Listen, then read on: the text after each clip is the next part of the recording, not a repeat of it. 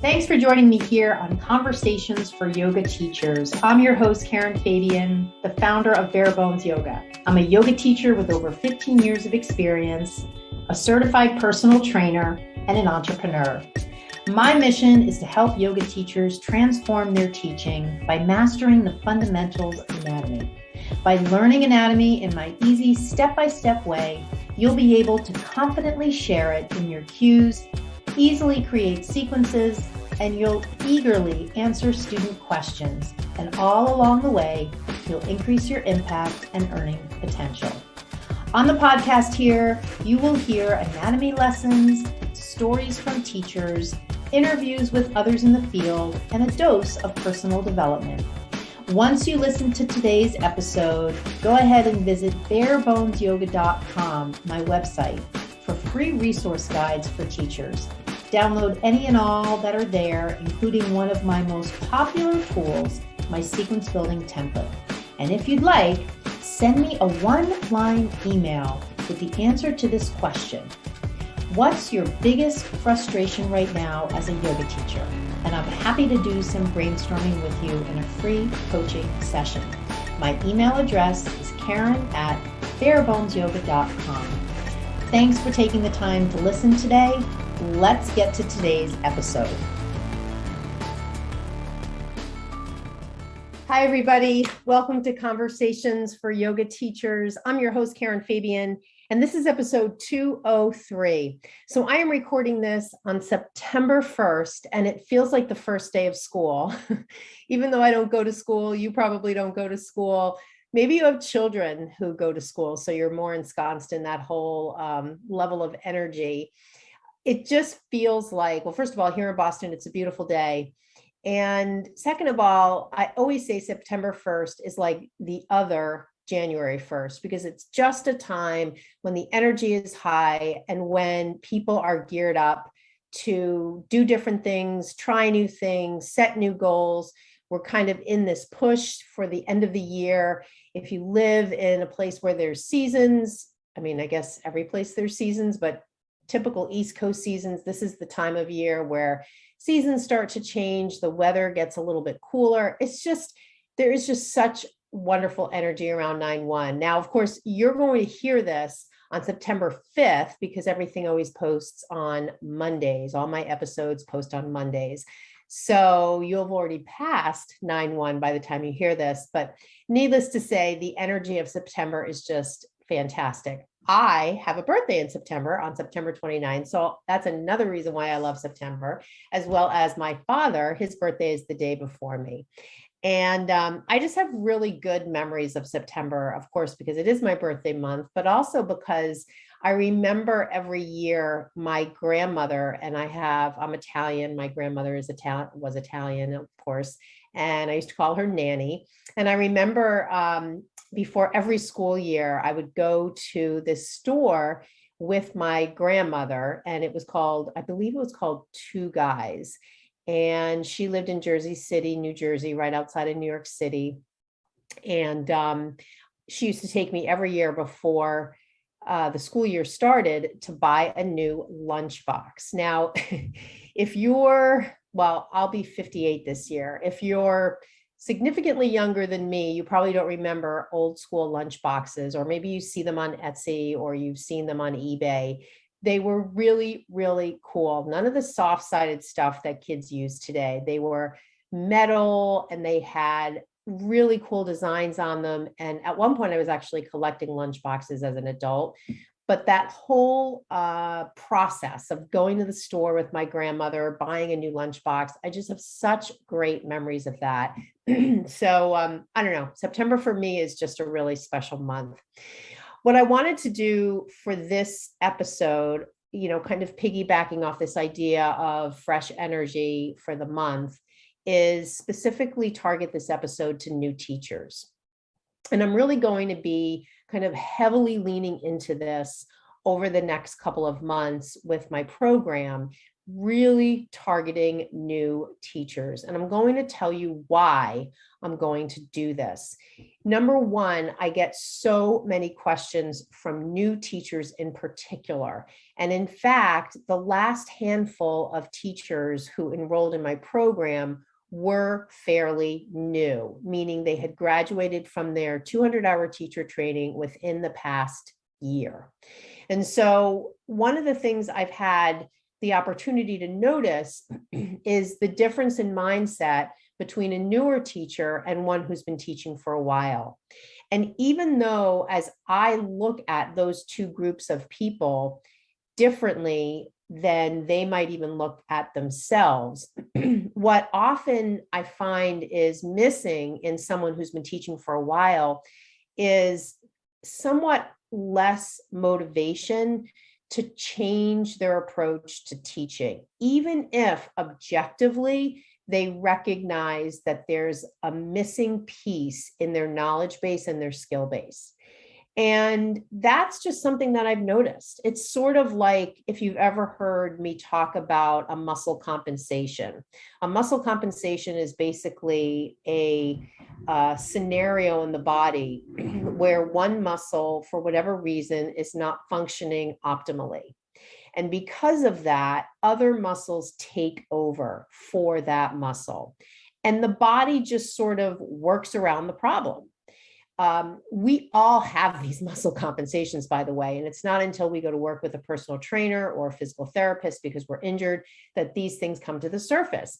And so that's why on some level, this situation, this mindset, this state of mind of more experienced teachers that I'm referring to could be something they're not even aware of. What they're often aware of, though, is they're not getting the kinds of jobs they want. They're not feeling the way they want to feel when they teach. They don't feel confident. They don't feel like they're making an impact. They don't feel like they're connecting with their students. However, they're, for numbers of different reasons, they don't feel an urgency to change the situation. And I think a lot of the reason for this is because when we teach yoga, it's not like there's the yoga police out there who's going to say, you're doing this wrong, you're cueing this ineffectively. There's a better approach that you could be using. There's none of that. Teachers, I don't know that this is a great metaphor, but I sort of call it the Wild West. Anybody can teach. You don't even need a 200-hour registration level with Yoga Alliance. Most people, of course, do have that. And even with that, there's really very little, if any, connection, or I hate to use the word oversight, but review, quality review, any of that happening out there. So teachers are teaching, and unless they're internally motivated to improve their skill set, to add to their knowledge base, it won't happen. Now, what I do find, though, is with new teachers, they're hungry. With new teachers, they're keenly and acutely aware of skills they don't have, and they're very willing to do what they need to do to change their situation. You know, if you use that metaphor of the muscle compensation, they're not yet, their body hasn't yet sort of in a not so healthy way acclimated to the problem of the one muscle. Their body's resisting it. Their body's telling them, you know, this isn't right. There's a better way here to do this. And the reason that I know this to be the case is because some of the Facebook groups I'm in, where there are hundreds of yoga teachers, almost all the questions are coming from new teachers. You know, because when you get to a certain point, it's kind of like, whatever. I don't know the answer to that, but is anybody really going to have a, you know, is there going to be any consequence to me not knowing? And that's sort of the issue at the heart of it with the yoga industry. Like, there really is very little consequence. And so it completely falls on the teacher, the integrity of the teacher, the motivation of the teacher to go ahead and move forward to improve their skill set, to improve their knowledge. So having said that, I want today's episode to be really targeted to new teachers. Now, of course, if you're more experienced, it doesn't mean that there's nothing for you to learn from this, or maybe something that is shared will hit home for you. I'm targeting this though to new teachers because this is really a group that's hungry for information. So again, we're looking at a newer teacher as someone who's been teaching less than 2 years, mostly within the first year of teaching, and has already taken a 200-hour teacher training program. So you're within a year of graduating from that program. Now, I want to focus also, there's sort of a distinction between actions to take, skills to have, and how you feel. It's sort of like, I remember somebody, actually, I think this came from my business coach. He was saying, in describing marketing techniques, he was talking about, oftentimes if people are dehydrated, they may have a headache. They don't always know, though, that they're dehydrated. They don't always know that's the source of the headache, but they definitely know they have a headache and they want to take an aspirin to cure the headache. And they don't oftentimes realize that what would really be helpful is to drink more water on a regular basis, to hydrate more regularly as a way to get ahead of it and resolve their problem of their headaches, their recurring headaches for the long term. And so this example I just shared allows us to make the distinction between a symptom and the problem, a symptom and the real problem. And this is a really common situation with yoga teachers. They're acutely aware of the symptoms. However, they're not always aware of the problem. And so when I talk about the symptoms as a yoga teacher, what I really mean is how you feel. Because how you feel when you teach is always a red flag or an indicator of something that should be addressed. And it's a matter of how are you going to dig a little deeper to find out the source issue, the root challenge, the root problem. And this is in large part what happens when you work with an experienced mentor, someone like me. I am able to be objective in my conversations with you. So you can describe the feelings that you're having. I don't feel confident when I teach. I feel really self-conscious when people are looking at me. I can't find my words. I stumble over sharing cues. I have all these thoughts in my head about all this stuff we learned in training, and I'm just not sure how to share it. I see people in different alignment in poses, especially when they don't look really comfortable, and I'm not sure how to help them. Like all of those things I just described are symptoms. There is a way to pull out of those symptoms what the problem is, what the root problem is, and identify some solutions to those problems. It's really hard to do that yourself. It's so much easier when you work with a mentor or a coach. And that's where someone like me comes into play. Working with me in my program comes into play. It gives you an opportunity to have someone, not you, hear what you're saying, reflect back to make sure they understand what you're saying, and come up with some solutions and approaches to the issue. Because the bottom line is, who wants to have any of those feelings when you teach? It's not very fun. And in fact, it doesn't help you be an effective teacher. And that's why I say, on some level, as people don't address the root problem, teachers, they sort of get to a point, and this is where that metaphor of the muscle compensation comes into play, where they sort of just accept it. They say, I'm always going to feel nervous when I teach. That's just the way it is. I'm always going to have trouble kind of finding the right words for my cueing. That's just the way it is. And they just go on like that. That is their experience of teaching. And I don't want that for you. I want you to love teaching. I want you to feel like I am so confident when I walk into the room. I don't have any concerns at all about what people are thinking about me. I don't feel self-conscious. I feel powerful. I feel like I'm making an impact. I love to be of service. Like that's how I want you to feel. So now that we've defined, a little bit about the distinction between feelings, how you're feeling when you teach, and the root cause, the root problem. Now I can get into a little bit more of the specifics of some of the suggestions for teaching, for new teachers. So the first one is this: use a standard sequence. So a standard sequence doesn't necessarily mean you're going to teach exactly the same thing all the time. It does mean you're going to have a fairly routine set of poses set up in a particular way, in other words, a sequence, and that's pretty much what you're going to teach all the time. So right out of the gate, I'm suggesting that you embrace that. Don't fight it. Don't fight that, all of what you might be perceiving. Oh, the students are going to get bored. Oh, I'm going to get bored. Oh, it's not challenging enough. Just kind of put all that to the side and trust me. I'm going to have to ask you to trust me here. Trust me that having a standard sequence is going to solve probably 50 to 60% of your problems. Because it's kind of like saying, I'm going to train for a marathon, but I'm never going to train in a consistent way. I'm never going to wear the same sneakers. I'm never going to wear the same clothes. I'm never going to use the same route. I'm constantly going to be changing it up. And it's very difficult to start to make gains if you're always changing the routine. And so one of the main things you can do to improve as a teacher, and it's not even really to improve, to build skill as a teacher, is to give yourself a consistent sequence that you're going to be sharing.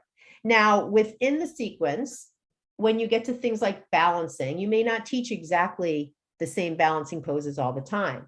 It's just that the typical sequence that you provide is generally going to be the same from class to class. And I want you to think about how much time and agony that's going to save you. You are going to get proficient in sharing this sequence. You are no longer going to need to spend hours creating sequences. You're not going to need to have a journal with pages and pages of reworking things.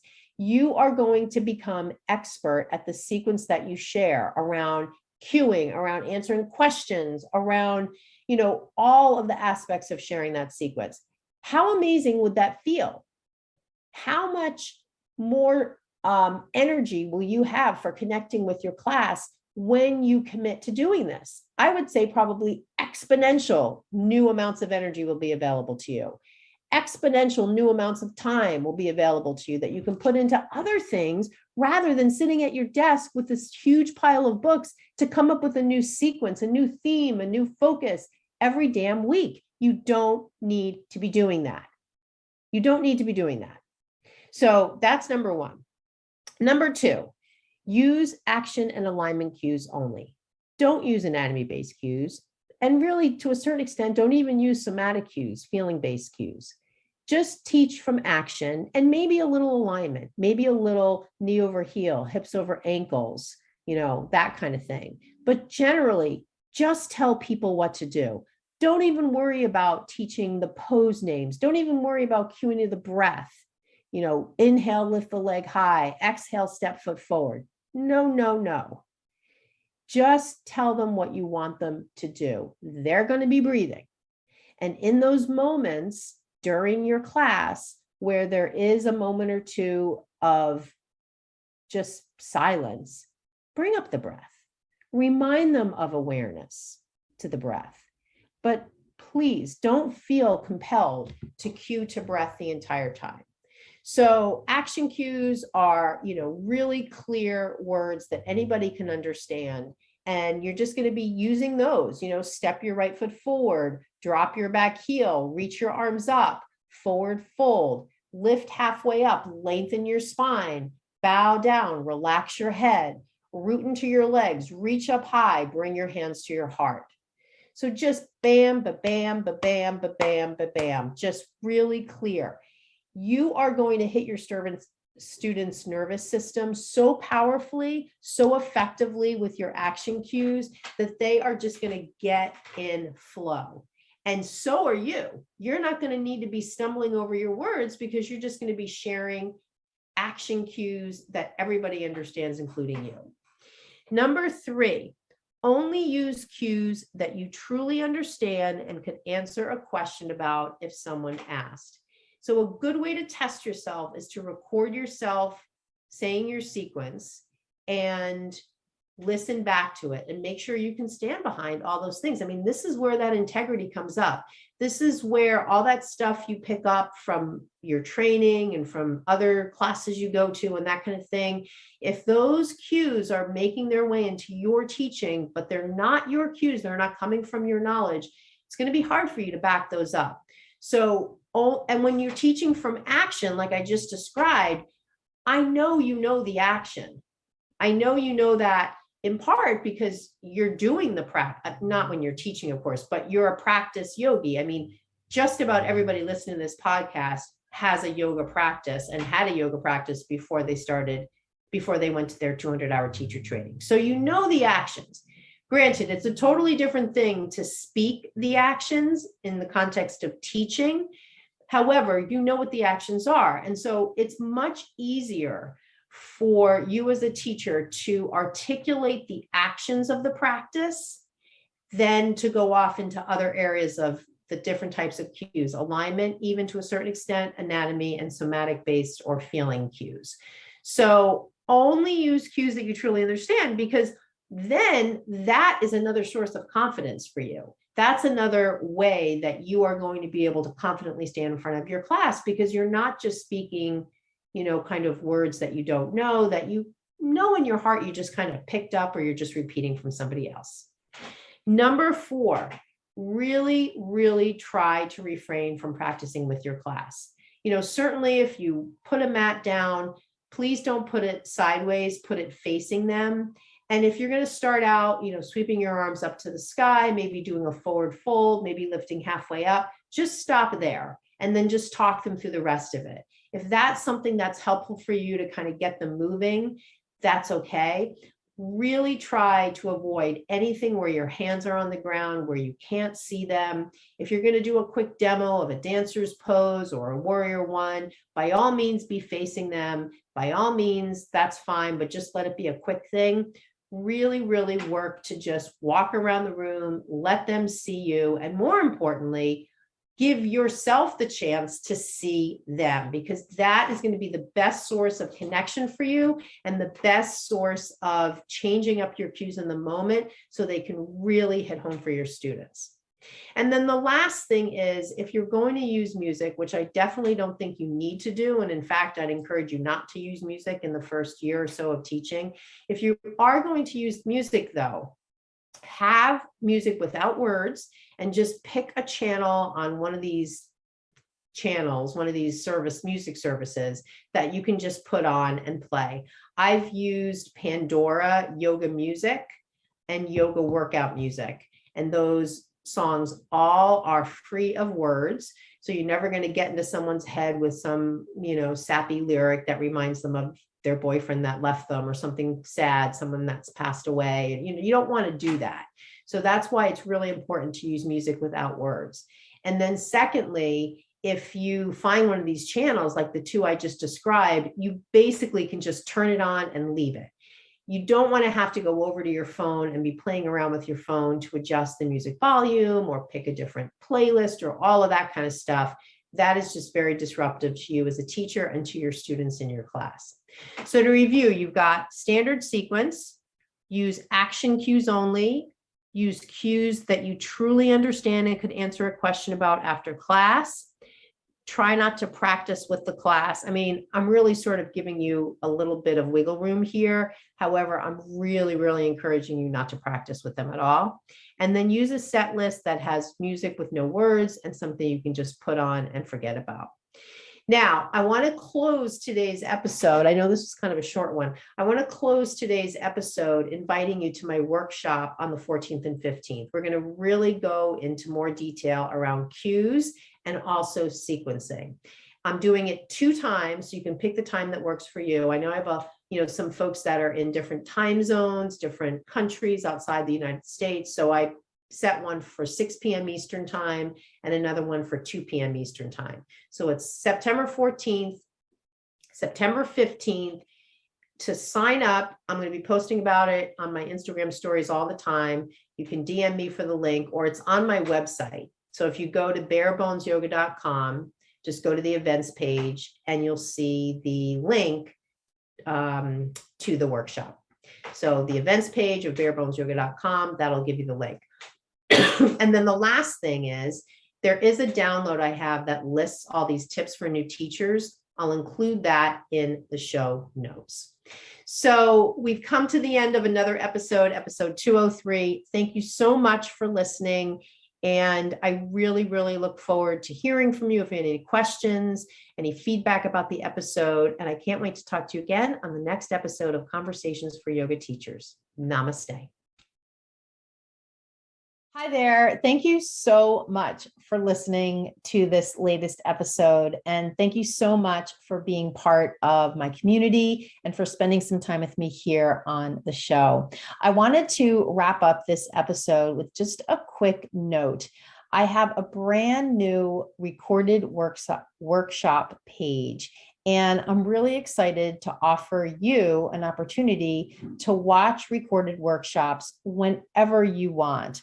I have the first installment of a workshop on the page on the website, and it is a short workshop all about how to give effective cues. And so all you need to do to watch this free workshop is go to my website, barebonesyoga.com, and you'll see the listing in the dropdown for recorded workshops. When you click that page, you'll see on that page the link to sign up to watch that recorded workshop. I'll be adding more workshops in the future to this page, and it's a way that you can access educational and growth information for teachers without having to make a workshop at a particular time. I love to get together with teachers live, both in person and of course online, which is where I'm doing most of my interaction with teachers right now. However, I appreciate that sometimes people can't make a workshop, or the time doesn't work for them, or they're in a different time zone. So I want you to know that this page can be a resource for you, so that as you're out there and you have questions about different things, or you have maybe a half an hour or 45 minutes that you want to devote to your continuing education as a teacher, you can just go to my website, pull up this recorded workshops page, and there will be resources there for you to take a look at. And all of the workshops that I share are all designed at, number one, giving you information, and number two, giving you the skills that come from getting that information. It doesn't do you any good if I'm just giving you information on anatomy. If I don't show you how you can use it in your teaching to grow as a teacher, to grow your impact, then it's really not very useful. So all my workshops will have that dual focus: sharing a little bit and then showing you how to apply it. So I hope you'll check that out. If you have any questions or feedback, definitely let me know. Just send me an email, Karen@barebonesyoga.com. Thank you so much for listening to the show, and I look forward to hearing from you. Namaste.